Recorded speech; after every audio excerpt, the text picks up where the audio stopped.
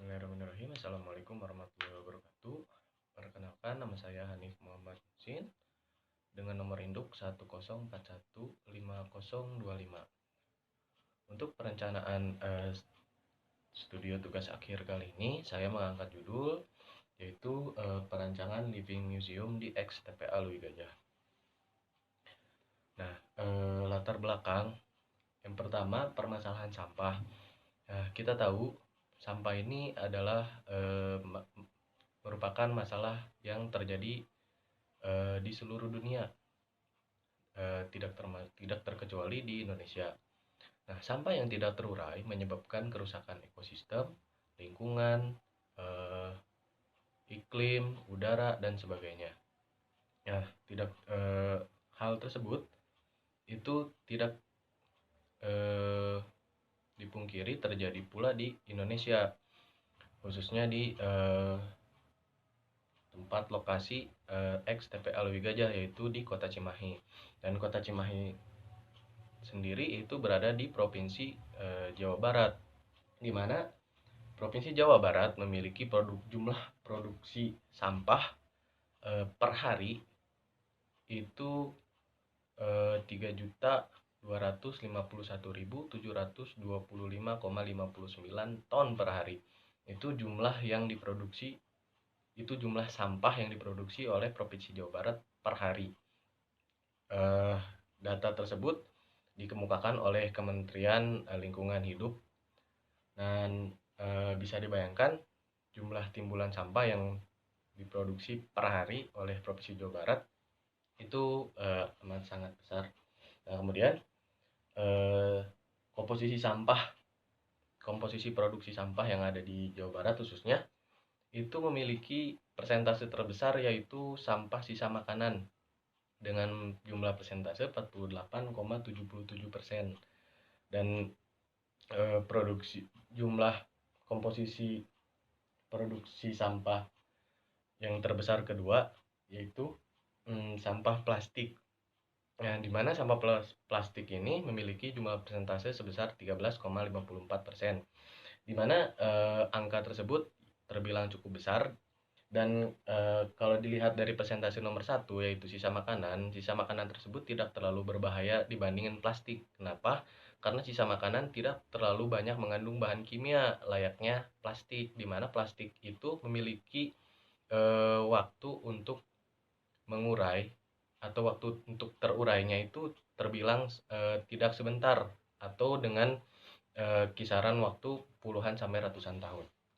Nah, kemudian dampak sampah bagi kesehatan. Lokasi dan pengelolaan sampah yang kurang memadai merupakan tempat yang cocok bagi beberapa organisme dan menarik bagi berbagai binatang seperti lalat dan anjing yang dapat menimbulkan penyakit. Nah, kita tahu sampah memiliki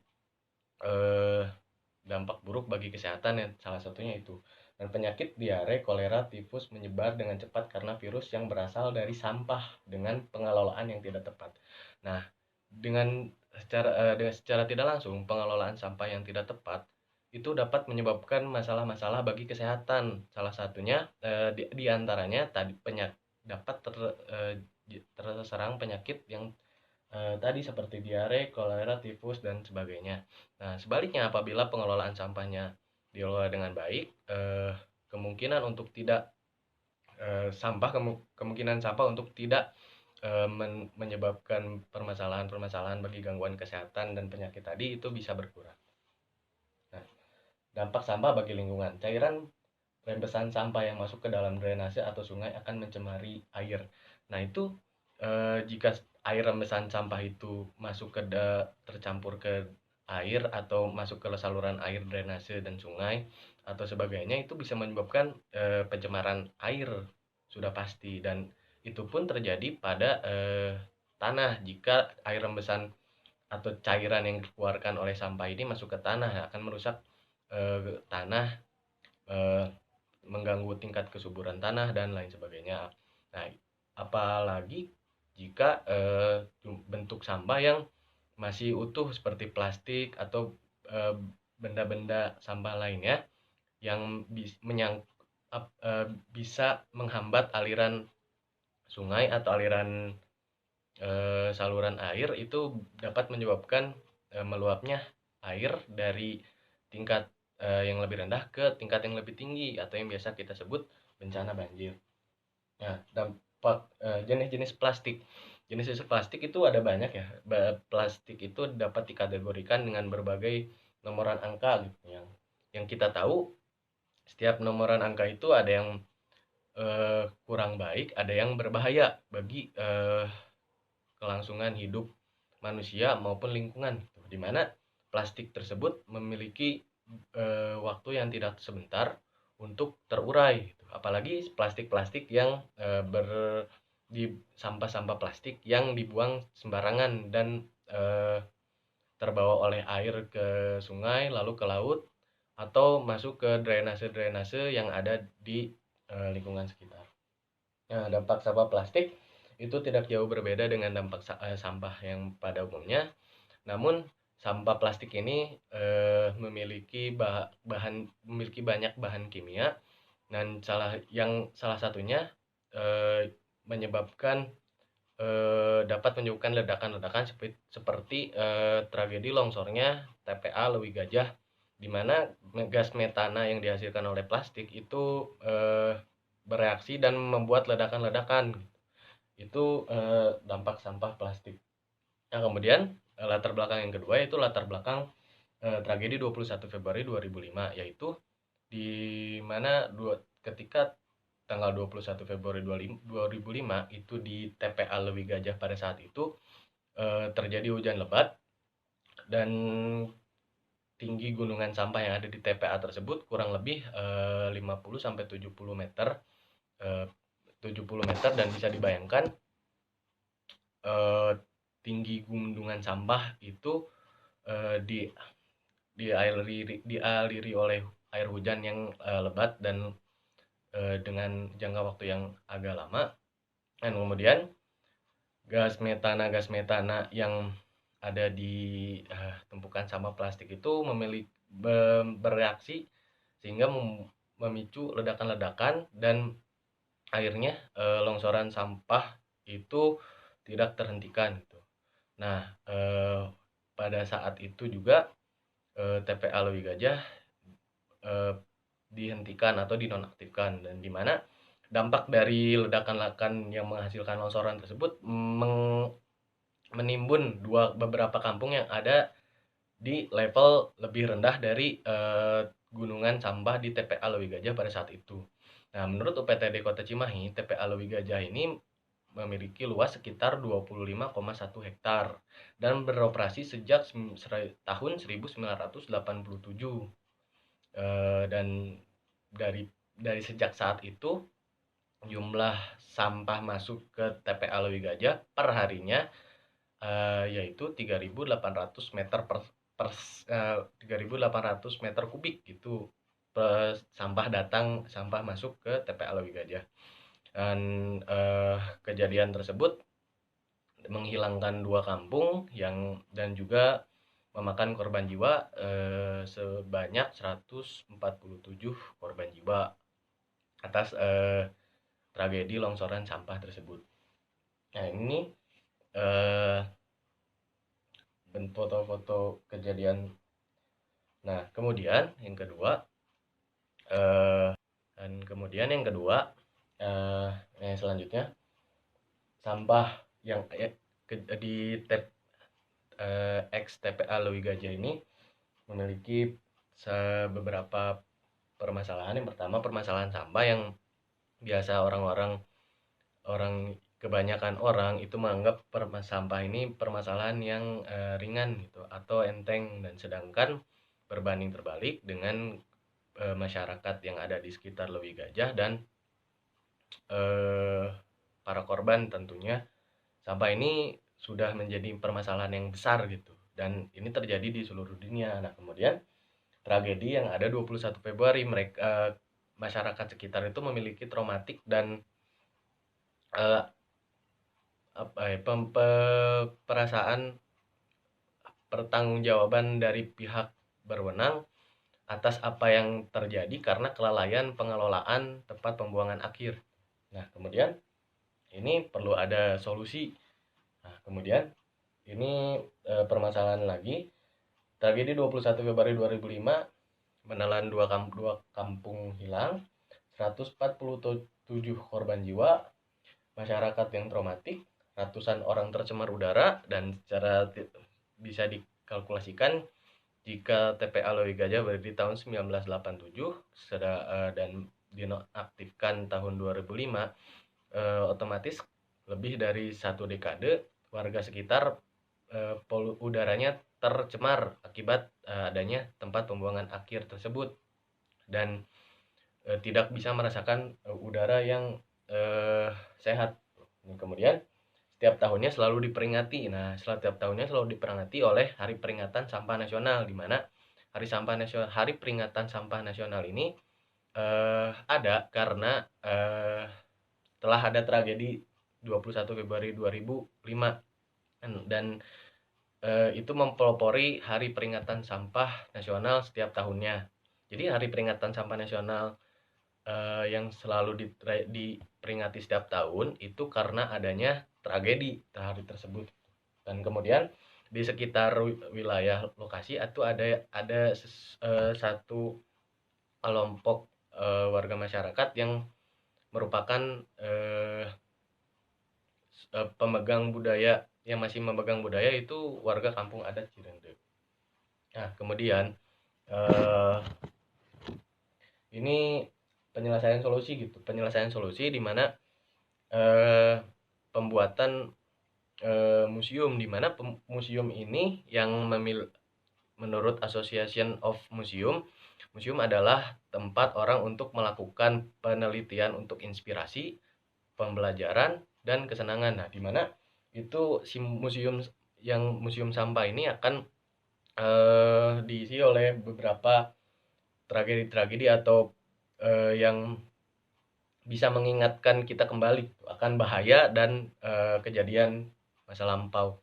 Nah, yang pertama, museum ini akan didisplay oleh permasalahan sampah, di mana sampah ini jika penanganannya tepat atau penanganannya baik itu akan tidak menimbulkan masalah-masalah baru gitu. Atau sebaliknya, jika penanganan sampah ini kurang baik atau tidak baik, dapat menimbulkan masalah-masalah baru, dan tidak bisa menutup kemungkinan akan terjadi tragedi 21 Februari 2005 yang lain.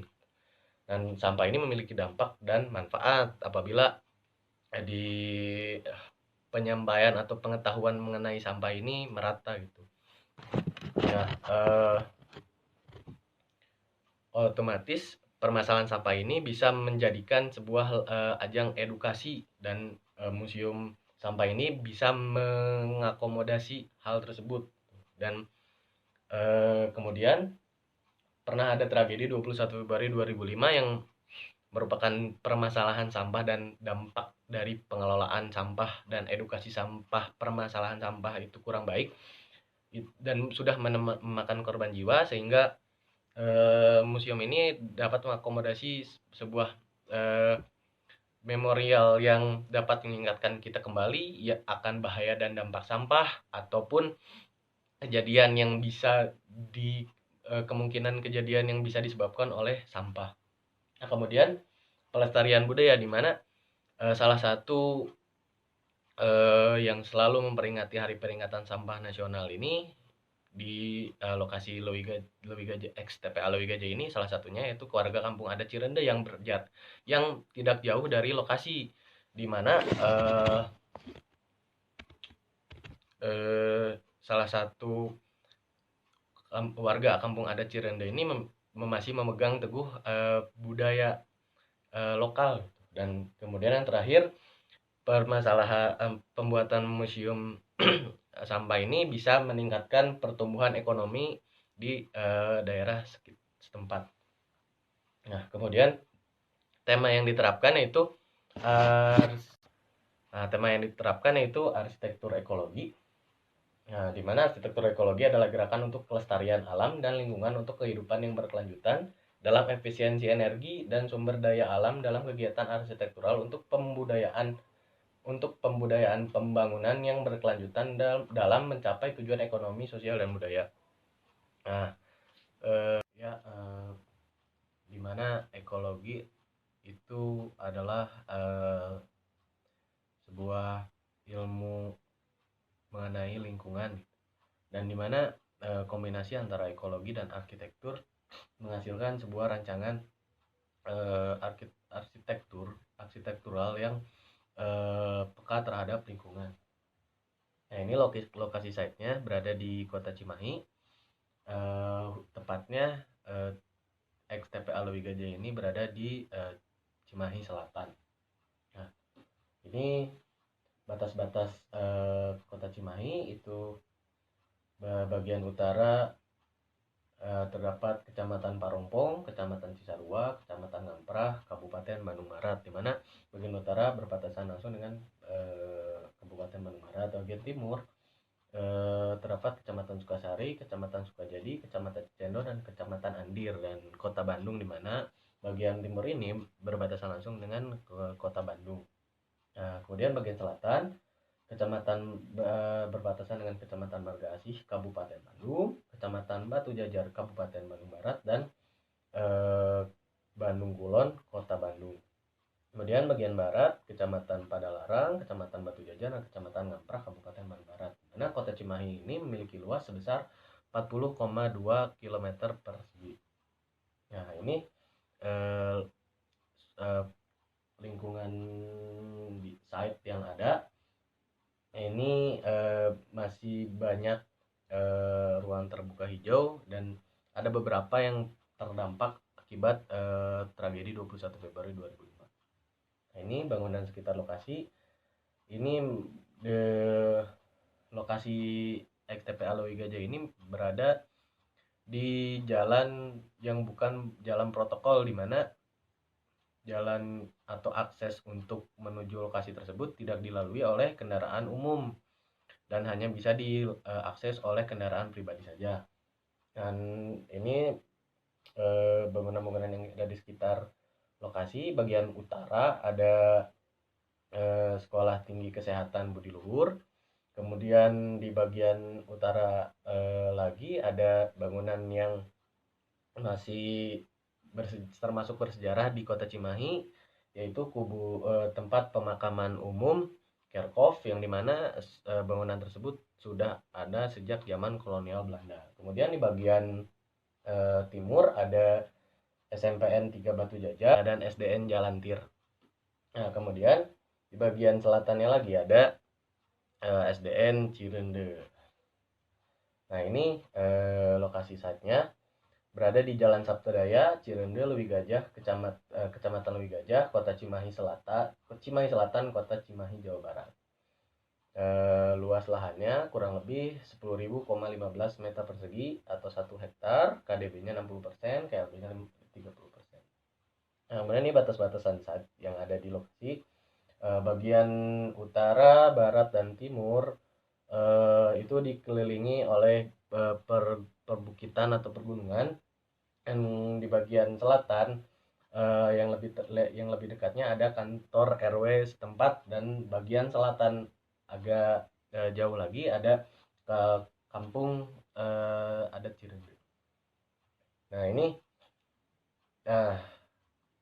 tema konsep dari rancangan Museum Sampah ini, adaptasi dari tema arsitektur ekologi menjadi guide yang dalam penerapan konsepnya. Salah satunya adalah pemanfaatan material yang ada. Menurut dokumen informasi kinerja lingkungan hidup daerah Kota Cimahi tahun 2019, Kota Cimahi memiliki tanaman endemik yang berasal dari Cirende, yaitu tanaman rende, yang merupakan tanaman varietas lokal yang berasal dari daerah tersebut.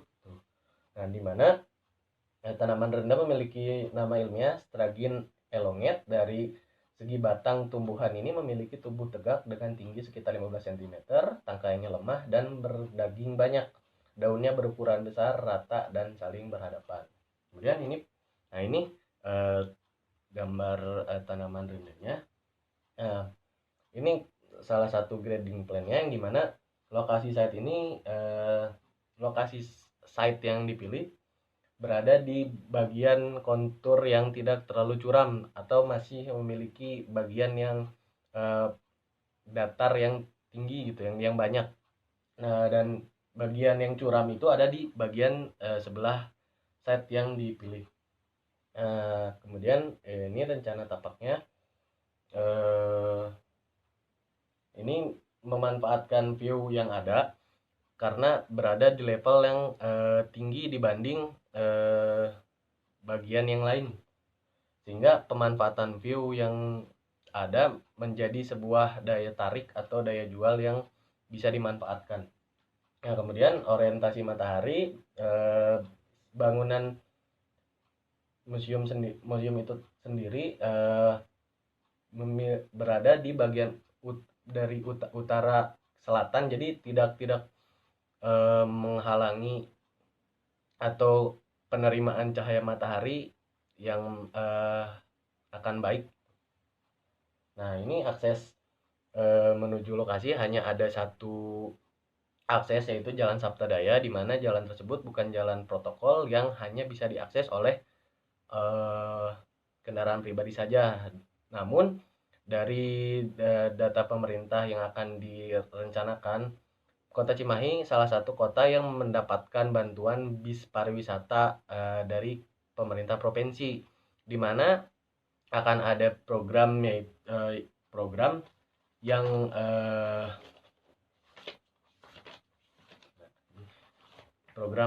namanya Sakoci. Nah, Sakoci ini adalah Sabah Kota Cimahi, di mana memiliki dua rute yang dua rutenya itu mencapai eh, bagian dari Kampung Adat Cirende, dan otomatis secara tidak langsung akan dapat mengakses lokasi saya tersebut. Nah, kemudian ini gubahan masanya dari penerapan dari salah satu tanaman endemik tadi, yaitu tanaman rende, yang dimana tanaman rende tadi memiliki ciri-cirinya memiliki daun yang pipih namun daging yang tebal, dan memiliki ketebalan yang sama rata, dan salah satu varietas lokal yang ada di wilayah Cirende itu. Dan kemudian gubahan masa ini memiliki orientasi yang tertuju pada satu bangunan yang ada di tengah ini, yaitu monumen tragedi 21 Februari 2005 yang berorientasi langsung ke Kampung Adat Cirende. Nah, mungkin sekian. Terima kasih. Mohon maaf apabila banyak kekurangan. Sekian dari saya. Wassalamualaikum warahmatullahi wabarakatuh.